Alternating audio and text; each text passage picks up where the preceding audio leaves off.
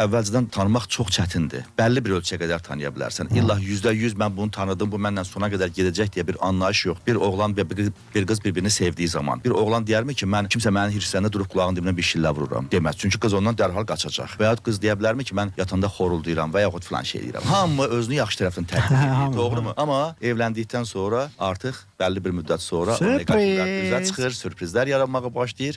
Nəticədə nə olur? Boşanmalar. İş həyatında və iş və işverən dediyimiz hansı ki sahibkar rəhbər şəxs anlamında nəzərdə tutulur burada.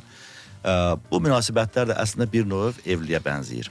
Öncə danışırsan, tanış olursan, bəlli suallarla filan. Ona görə də müdür əməkdaşla müdürdən küsür, əməli küsürlər. O doğrudur. Məsələn, dünya statistikasında göstərir ki, küsənlərin çoxu işçilər olur və işçilər də birbaşa rəhbərindən küsür. İş yerindən küsmə deyə bir şey yoxdur.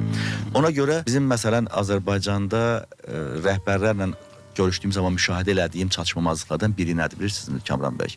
İnsanların çoxu müdürlə liderin fərqi nə olduğunu bilmirlər. İnsanlar özlərini lider hesab edir, amma müdür kimi davranırlar.